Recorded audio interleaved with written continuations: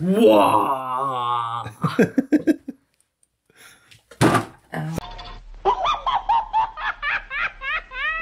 Orks are my son's favourite faction, and we've been having a lot of fun playing together so far, and he's only been playing Orks.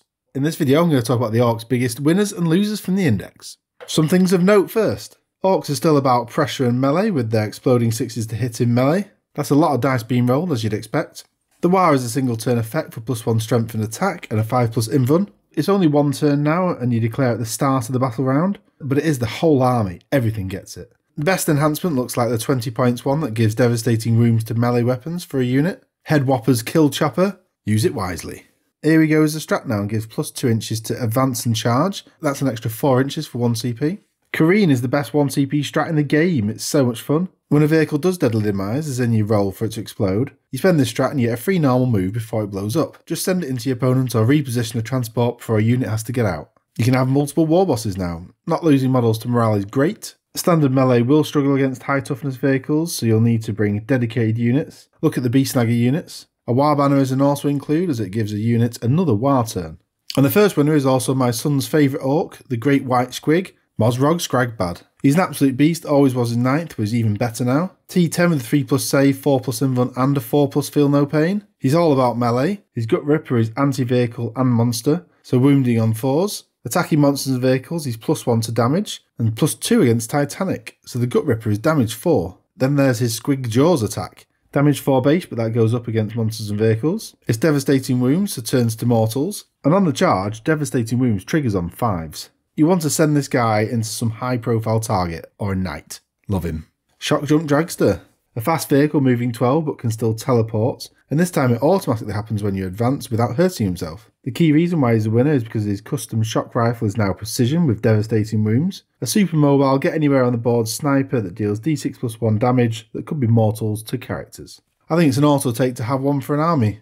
Now the Grots. We've kept the same points value but now only up to units of 20, but include up to 2 Vunterders as well. They give you a CP regen when on an objective, which makes them worth their points just for that. So you can set a unit on your home objective just for that, but they can do so much better. Give them a leader, the king of the Grots, Zogrod Wartsnagger.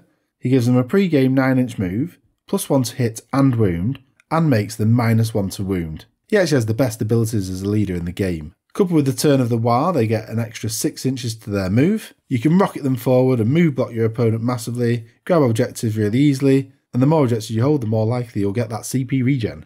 A TRUKK, a staple of the army, and up to T8 and 4+ save, 6+ invuln. Nice and fast, heals a wound a turn.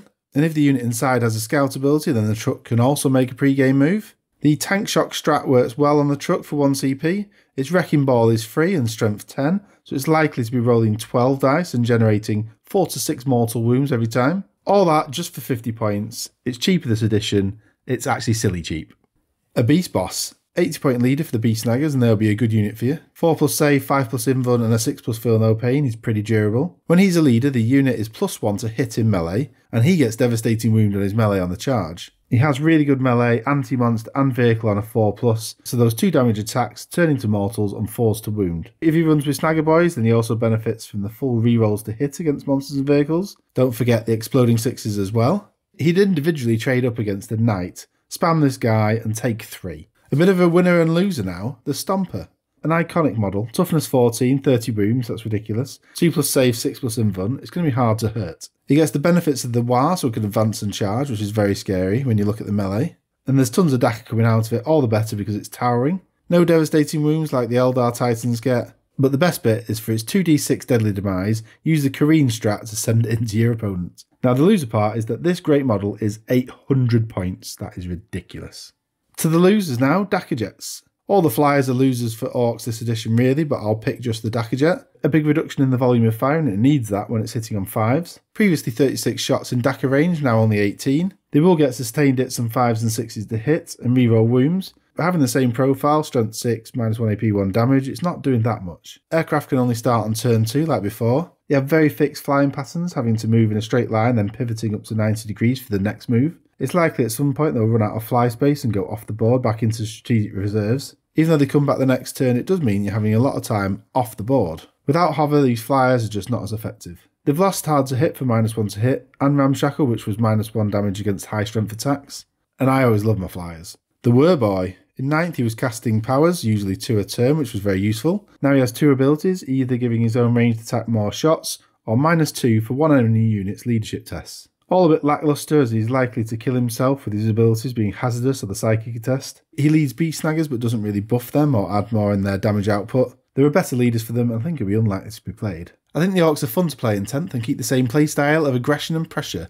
Just make sure you time your war turn very well. I'll see you again soon. Bye.